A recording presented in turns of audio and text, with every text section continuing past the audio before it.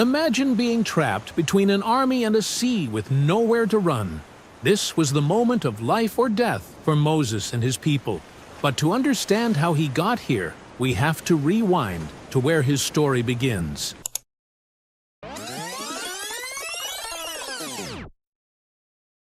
It was a terrifying time for the Israelites. Pharaoh had ordered every baby boy to be killed.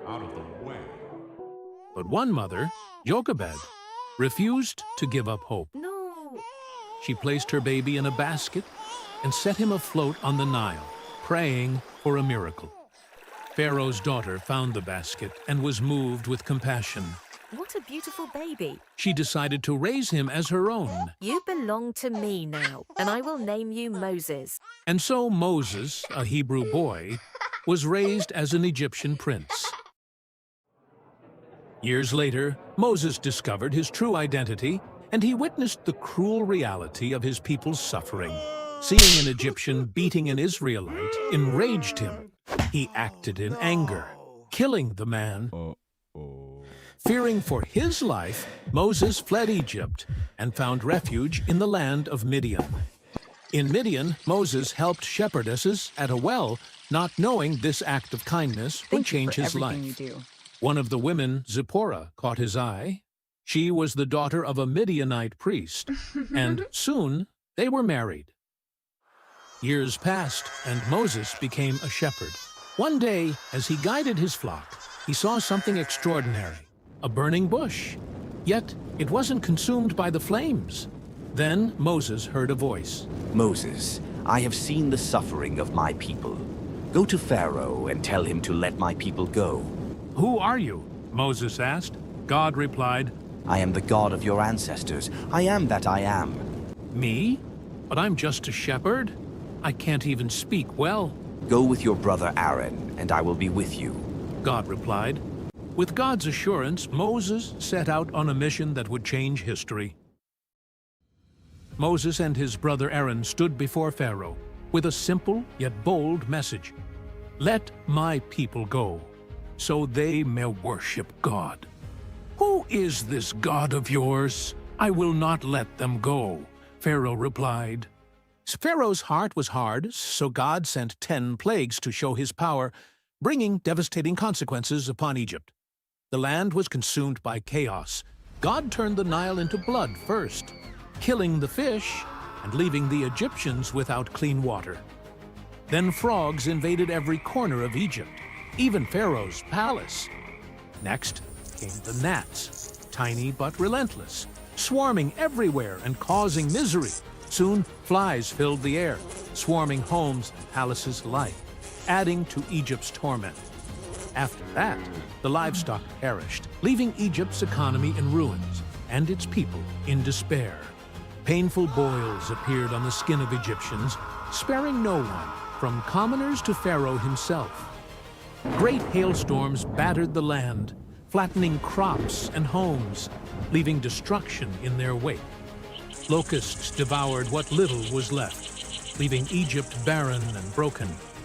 For 3 days, darkness covered Egypt, so thick that no one could see or move. The final plague struck Egypt's firstborn. After the 10th plague, Pharaoh saw the power of God. His people were devastated, and reluctantly, he ordered the Israelites to leave Egypt. The Israelites moved swiftly, gathering all they owned. They carried with them the bones of Joseph, fulfilling the promise made generations ago. But as the Israelites left, Pharaoh's heart hardened once again. Fueled by pride and anger, he ordered his soldiers to chase after them, determined to bring them back and assert his power once more.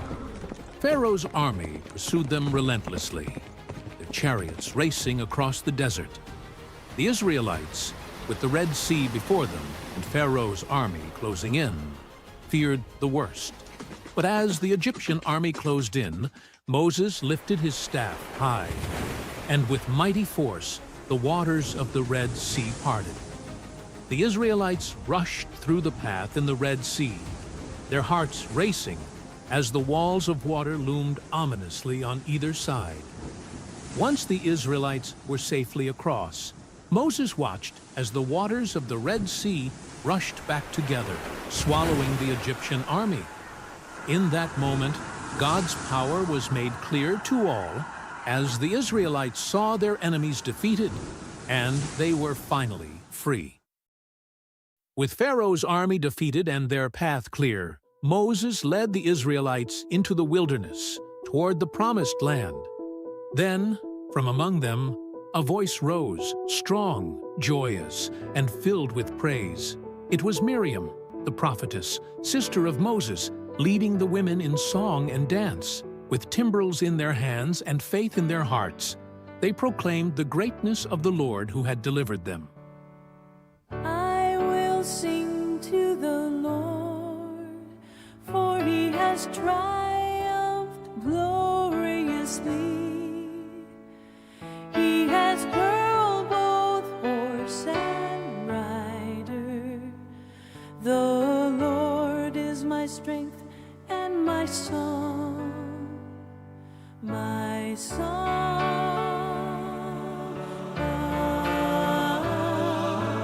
I will sing to the Lord. He's hated, searched, through same wood.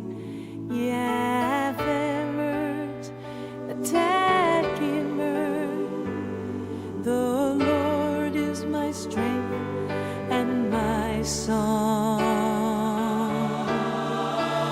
Come to both the wind, the birds that could face them sentences, the burning more in mine. I all down love and glory thy love. I will sing to the Lord, for he has triumphed gloriously. He has hurled both horse and rider. The Lord is my strength and my song. The Lord is my strength and my song.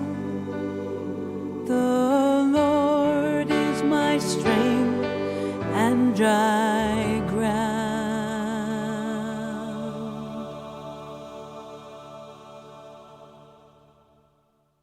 Moses' journey was far from over, but his story was one of faith, courage, and deliverance, a reminder that with God's guidance, freedom and hope are always within reach. If you haven't subscribed yet, please don't forget to do so.